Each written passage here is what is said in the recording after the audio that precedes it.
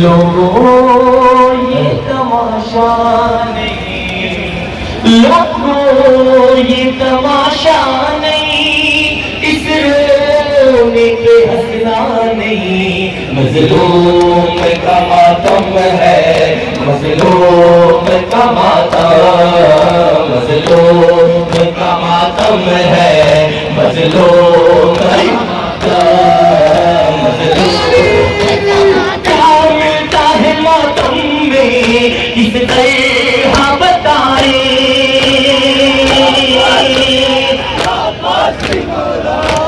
مظلوم کو روتے ہیں مظلوم جہاں میں، پتھر نہیں سینے میں، پتھر نہیں سینے میں، پتھر نہیں سینے میں، دل ہے تو یہ ماتم، مظلوم کا ماتم ہے، مظلوم کا ماتم، مظلوم۔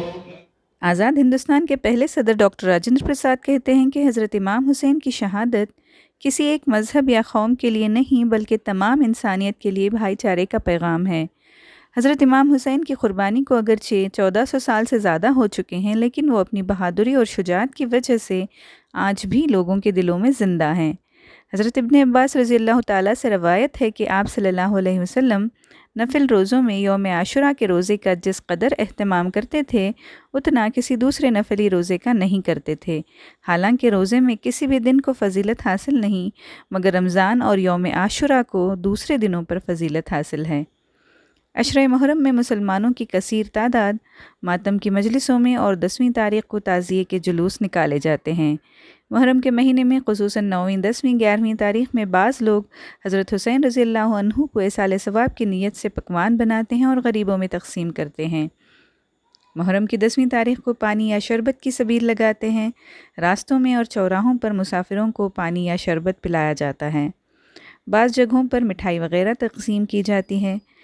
سانحہ کربلا 10 محرم 61 ہجری بمطابق 9 یا 10 اکتوبر 680 عیسوی کو موجودہ عراق میں کربلا کے مقام پر پیش آیا۔ حضرت حسین رضی اللہ تعالیٰ عنہ کے ساتھ 72 ساتھی تھے، جن میں خواتین اور بچے بھی شامل تھے۔ واقعے کا پس منظر رسول صلی اللہ علیہ وسلم اور اولاد رسول کی دشمنی ہے۔ بدر، احد کی جنگ، خندق و خیبر میں قتل ہونے والے کفار کی اولاد نے ظاہری طور پر اسلام قبول کر کے اپنے آبا و اجداد کا بدلہ رسول کریم صلی اللہ علیہ وسلم اور امیر المومنین کی اولاد سے لینے کی ٹھان رکھی تھی۔ رسول اکرم کے انتقال کے بعد جب 38 ہجری میں بالآخر وہ وقت آیا کہ یزید ابن معاویہ خلیفہ بن گیا، حضرت علی اور حضرت امام حسن شہید کیے جا چکے تھے۔ یزید نے امام حسین کے قتل کا منصوبہ تیار کیا اور ایسے حالات پیدا کر دیے کہ حضرت امام حسین کربلا میں آ پہنچے۔ امام حسین اور ان کے ساتھیوں کو 7 محرم الحرام سے پانی بند کر دیا گیا اور 10ویں محرم کو نہایت بے دردی سے تمام لوگوں کو قتل کر ڈالا۔ یزید نے بروایت 80,000 فوج بھجوا کر امام حسین کو 72 اصحاب سمیت چند گھنٹوں میں موت کے گھاٹ اتار دیا۔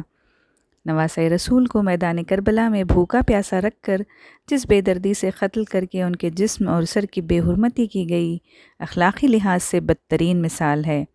روایات میں آتا ہے کہ حضور صلی اللہ علیہ وسلم نے اپنی زوجہ حضرت ام سلمہ رضی اللہ عنہ کو ایک شیشی میں کچھ مٹی دے کر فرمایا تھا کہ یہ اس جگہ کی مٹی ہے جہاں میرے نواسے کو شہید کیا جائے گا، جب وہ شہید ہوگا تو یہ مٹی خون کی طرح سرخ ہو جائے گی۔ کربلا کے واقعے کے وقت حضرت ام سلمہ رضی اللہ عنہا زندہ تھیں اور جس وقت امام حسین شہید ہوئے یہ مٹی خون کی طرح سرخ اور مائع ہو گئی تھی۔ Father of the nation Mahatma Gandhi کہتے ہیں کہ اگر میرے پاس امام حسین کی طرح 72 سپاہی ہوتے تو میں 24 گھنٹوں میں بھارت کو آزاد کروا لیتا۔ اسلامی تعلیمات کا بنیادی مقصد بنی نوع انسان کو غلامی سے نکال کر انسان دوستی، مساوات اور اخوت و محبت کا درس دینا ہے۔ خلفائے راشدین کے دور تک یہ حیثیت برقرار رہی، لیکن یزید کی حکومت ان اصولوں سے ہٹ کر شخصی بادشاہت کے تصور پر قائم کی گئی تھی۔ یہی وجہ ہے کہ امام حسین اصولوں کی بقا کے لیے اور بحالی کے لیے میدان عمل میں اترے۔ راہ حق پر چلنے والوں پر جو کچھ میدان کربلا میں گزرا، وہ جور و جفا بے رحمی اور استبداد کی بدترین مثال ہے۔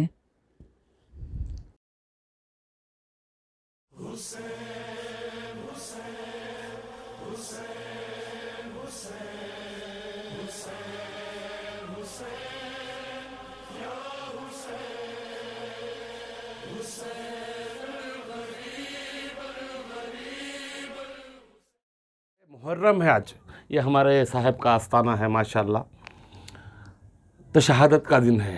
ابھی میں آپ لوگوں کو صرف یہ ایک بات پہلے کہوں گا، شمر کون ہے؟ شمر کون ہے؟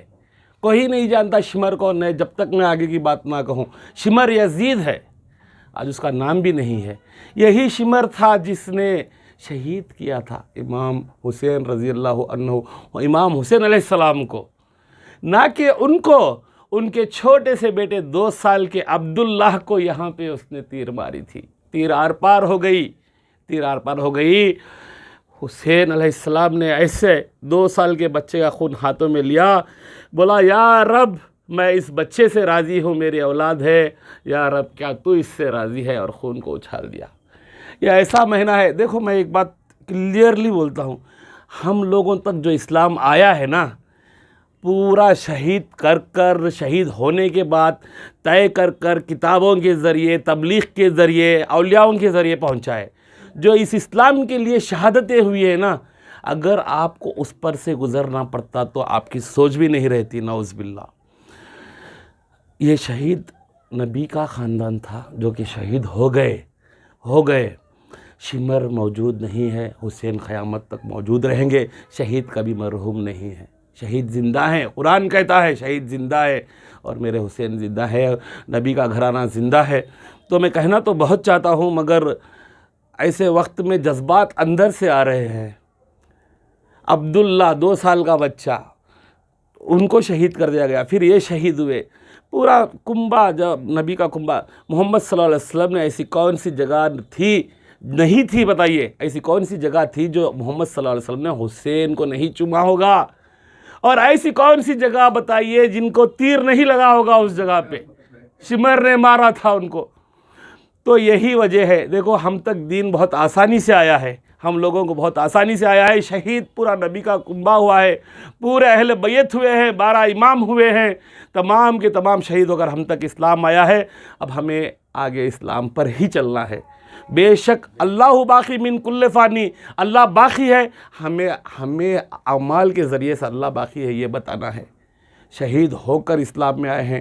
پھر محمد حسین علیہ السلام کے بعد میں غوث پاک آئے۔ جب غوث پاک آئے تو بتایا گیا، ایک کتاب میں نے پڑھا ہے غوث پاک کا واقعہ، کہ غوث پاک آئے، پہلی بار آ رہے تھے وہ بغداد کو، تو راستے میں ایک شخص کی طرح سے ایک آدمی ملا، تو پوچھے مجھے سہارا دو۔ آدمی نے کہا مجھے سہارا دو۔ یہ قصہ غوث پاک میں آتا ہے، میرے پاس کتاب بھی ہے۔ تو کہا کہ یہ پریشان ہوئے اور کہا تم کون ہو؟ تو بولے کہ میں اسلام ہوں۔ تو انہوں نے اٹھا کر سہارا دیا۔ نماز کو چھوڑے نہیں، نماز کی پابندی کریں، اور اہل بیت والوں کے لیے بے شک یہ غم کا رنج کا مہینہ ہے، مگر وہ زندہ ہیں۔ اللہ گواہی دیتا ہے شہید کبھی مرتے نہیں، اسلام زندہ ہوتا ہے ہر کربلا کے بعد۔